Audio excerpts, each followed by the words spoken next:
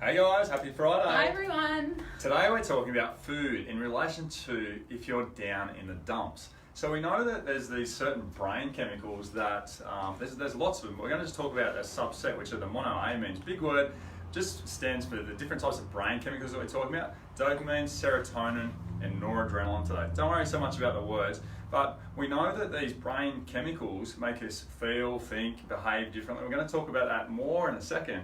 But what we want to help you realise today is that to make these brain chemicals, they're complex chemicals, but they're made from really simple little things from our food. So our food comes in, it's broken down, and then makes these chemicals. So one, dopamine, gives us our drive. It's related to cognition and behaviour. So if you don't have high dopamine, you lose a lot of your drive. And dopamine, because it's related to attention and fixation as well, is very much implicated with kids that have attention deficit disorders. So there's other chemicals. So one of the other really big chemicals is our noradrenaline. So this is a really important brain chemical that is involved in our fight or flight nervous system, which is also known as our sympathetic nervous system. So this is really important when we also look at our memory, our cognition, when we look at all of these different other functions in our body as well. But one of the other really big things that it can affect too is obviously our attention too, because when this is really high, then that can put us into a higher stress response for majority of the time. That would be the opposite then, because you lose attention when you're stressed. Yeah. Good point.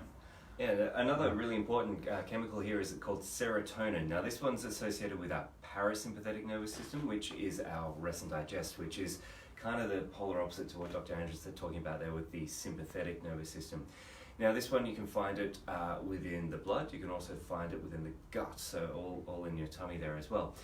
So when this one goes out of whack, you can find issues with moods, behaviours and reactions, but also you'll find that it can impact on blood pressure as well, so it can make you feel a little lightheaded at times too. Serotonin is also one of our big precursors for melatonin. Now melatonin is one of our sleep hormones, or our big sleep hormone. So if your serotonin's low, you will not have enough there to actually get to a point where you can produce your melatonin, so therefore sleep's going to be affected as well. Huge, it's Yeah. really important. Yeah, really interesting. So Especially if kiddies aren't sleeping well, right? yeah, definitely. Yeah.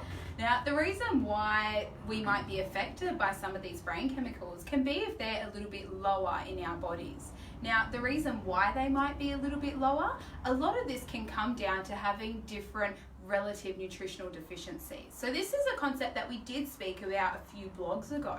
What this means is that when we aren't stressed, our body can get a lot of the nutrients that we need from our food and we can function at a normal level. But sometimes when we have extra stress added into our body, whether it be physical, chemical or emotional, our body needs more of these different chemicals to be able to maintain the same level of function. And so when we have higher levels of stress in our body, we can then be more depleted, and that's where we can start seeing different changes in our moods, our emotions, our cognition, and that can lead to different disorders, diseases and syndromes as well. Just like a simple look at this, if we eat really bad for a week, we know we feel different as an adult if you have a really big night. For example, on alcohol, we know that chemistry can deplete us and make us feel really horrible. So it makes perfect sense that what we eat changes our brain function, but we don't often always think about it like this. Yeah, and so then again, when we talk about it, that's an acute case. If we talk about it over that stress over a long period of time, this is when it can start to do that damage to our nervous system, and that is where it does lead into those longer term autoimmune diseases. So there's a few of them that we know off the top of our head. So we know there's some of these that have been related in the literature: Alzheimer's, Parkinson's, things like fibromyalgia. One of the other big ones as well is, like we mentioned before, issues with attention, so ADHD in kids, also issues with pain, chronic pain, changes in our adrenal and hormonal function as well, and so that can lead us into adrenal burnout and extreme stress and fatigue too. Which can leave you with chronic headaches, the chronic pain, chronic fatigue type syndromes, insomnia. The list literally does goes on, go on. unfortunately. Yeah.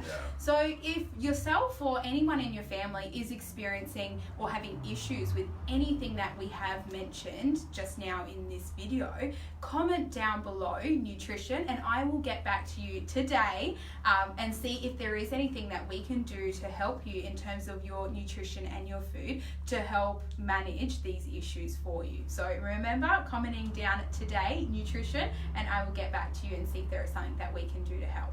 Thanks, Dr. James, Dr. Ange, and I'm No Dr. worries. Jeremy. Thanks, This is Brad guys. Scarabati. Comment down below nutrition. You get Dr. Ange personally going to reply back to you today. How lucky are you guys? Talk soon. Thanks, See ya. guys.